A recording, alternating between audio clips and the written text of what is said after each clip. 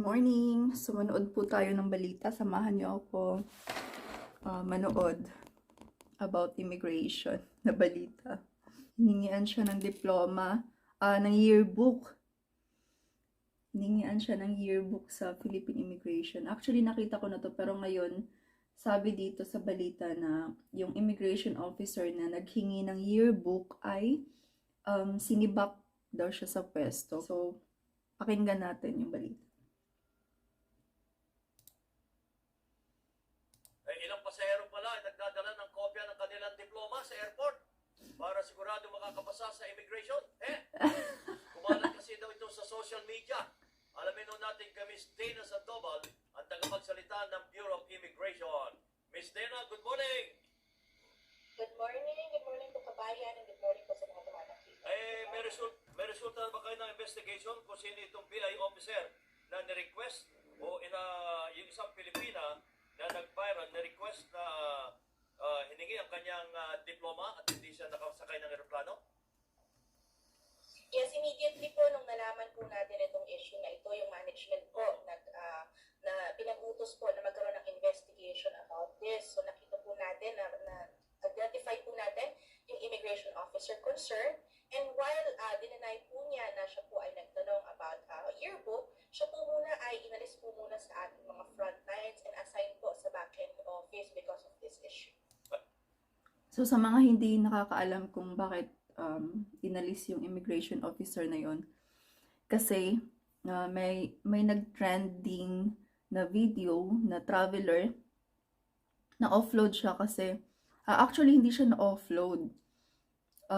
Naiwan siya sa eroplano dahil sa sobrang tagal ng interrogation sa kanya. And dumating sa point na yung immigration officer ay hiningian siya ng yearbook to prove na graduate talaga siya. Nakakaloka yung issue na yun. So, ito yung nangyari sa immigration officer. Inalis daw siya sa front line. So, meaning, hindi talaga siya sinibak. Inalis lang siya sa front line, meaning nagtatrabaho pa rin siya as immigration officer. I think.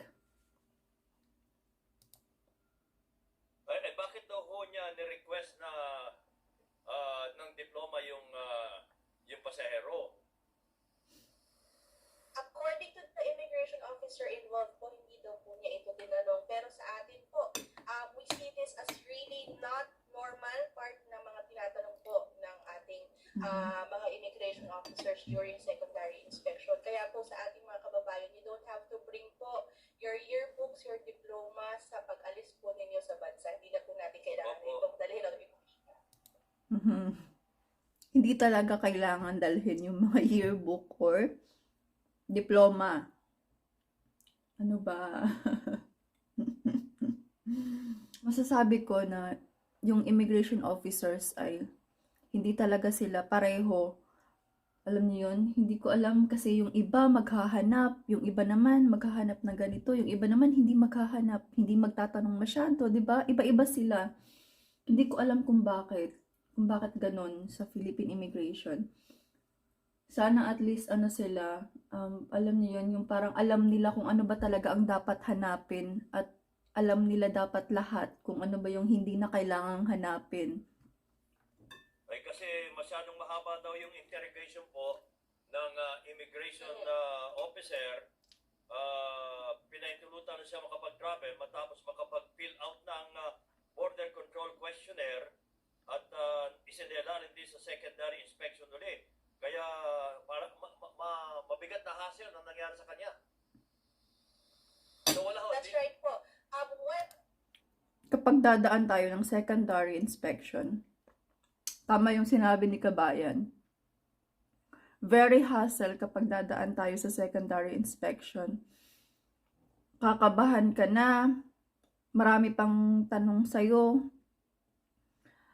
The more na magtanong sila ng magtanong, the more kakakabahan. And then, maraming hahanapin na documents. Possible talaga na maghahanap sila ng documents na wala sa'yo, which is yun yung magiging reason na ma-offload ka. Doon sa first inspection, na-mention ko na to sa video ko, na sa first inspection, yung hahanapin lang talaga doon ay yung passport natin, visa, departure card, hotel booking, return ticket, mga ganun lang. Pero pag once na dadaan tayo sa secondary inspection, dun na sila maghahanap ng mga OEC or ang tawag nun, yung certificate of employment, if employed ka, company ID, bank statements, mga ganun, mga supporting documents, doon na nila hahanapin sa secondary inspection. And ayun nga, possible na maghahanap sila ng documents na wala sa'yo. And yun yung magiging reason ng offload. In my experience, ilang beses na akong dumaan sa secondary inspection dahil nga meron akong offload record. Kahit alam ko na complete yung documents ko, kapag once na nandun na ako sa secondary inspection, yung kaba ko, hindi ko na talaga ma-explain. Kasi nga doon sa second inspection, mangyayari yung offload. Hindi ho Well, required yung talaga secondary diploma. inspection po. Apo, yes po. Hindi ho requirement ang diploma. Yun ang malinaw. Yes po, hindi po requirement ang diploma, hindi po requirement ang yearbook na pinapakita po sa immigration. So while yung secondary inspection po is really part of our procedures kapag po merong added questions sa passengers, siguro yung mga unnecessary questions po ay hindi po part nitong ating regular processing. Opo. Well, okay naman yun na mag-iingat ang Bureau of Immigration para sa mga nagiging biktima ng scam, ano po. Pero paano ito mo? Ang nangyari pala, yung babae ay nagbayad ulit ng extra ticket. Paano yun? Yes, it's the matter.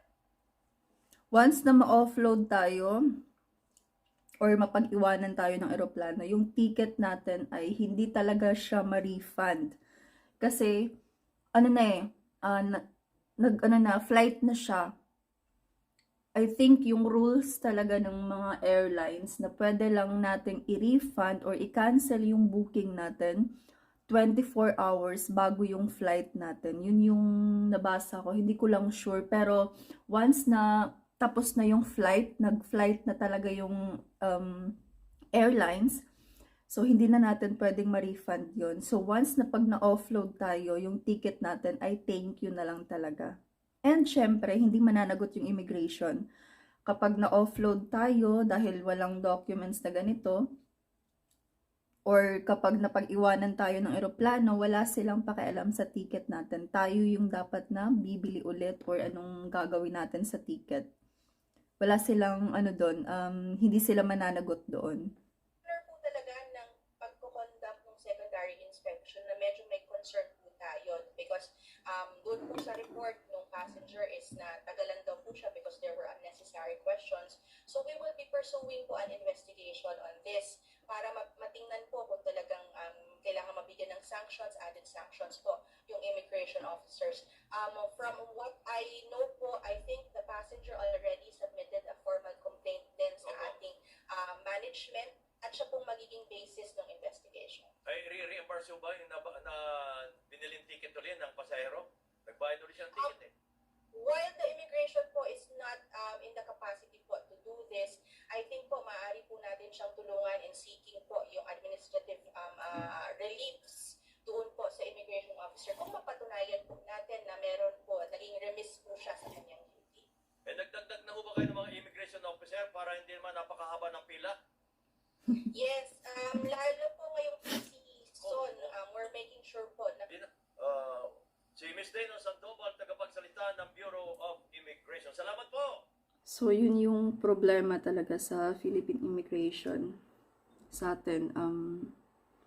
Yung ibang mga officers ay hindi talaga nila alam kung ano ba talaga yung mga documents na dapat hanapin. Alam niyo yun? Yun yung nakikita ko. Kasi yung iba, nakaalis naman ng walang problema. Pero bakit yung iba, kahit the same yung case, ay naghahanap sila ng documents na wala. For example, maghahanap sila ng affidavit of support kapag sponsored yung travel. Pero bakit yung iba nakaalis naman ng walang affidavit of support kahit sponsored yung travel? And then, for example din ng CFO, For example, makikipag-meet tayo sa foreign partner natin sa ibang bansa. So, in my experience, na-offload ako dahil doon, dahil wala akong CFO. Kahit makikipag-meet lang, hindi pa lang kami magpapakasal, hindi pa kami fiancé, magmi-meet lang. Pero hinanapan nila ako ng CFO Guidance and Counseling Certificate. Pero, yung iba, maraming nag-comment sa video ko na nakaalis naman sila to meet their foreign partner sa ibang bansa. Hindi sila hinanapan ng CFO, Guidance and Counseling Certificate. So, naisip ko, bakit ganun? Ano ba yung tinitingnan nila? Sa experience ko, 'di ba, first meeting namin noon sa Maldives. And nung meron akong CFO, Guidance and Counseling Certificate, nakaalis ako. Pero ngayon, ang problema, meron ding nag-comment or meron ding nag-message sa akin na kumpleto siya. Meron siyang CFO Guidance and Counseling Certificate, meron siyang Affidavit of Support, and then makikipag-meet sana siya sa foreign partner niya sa ibang bansa for the first time. Pero kahit kumpleto yung documents niya, lahat ng proof of relationship, pinakita niya, hindi siya pinayagan. Dahil nga, kailangan daw sa Pilipinas muna sila magkita. Dapat mag-meet muna sila bago siya papayagan na makaalis ng bansa para mag-reunite doon sa ibang bansa. 'Di ba?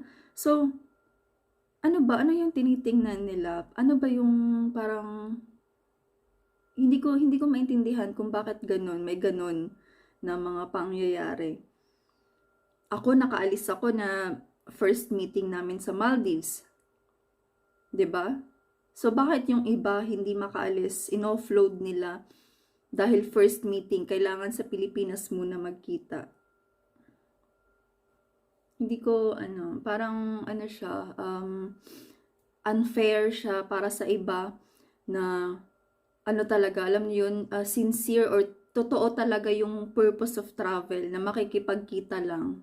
For example, na tourist lang talaga tayo. Unfair para sa iba na totoo yung purpose of travel, na hindi naman magtatrabaho sa ibang bansa, which is nakakalungkot kasi yung iba na, for example, tourist lang and then pagdating doon magtatrabaho pala, nakaalis.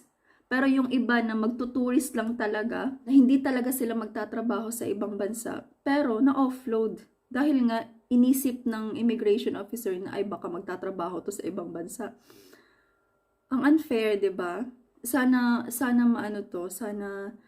tawag niyan, sana mabago itong ganitong situation sa Philippine immigration. Sana maging fair sila sa lahat.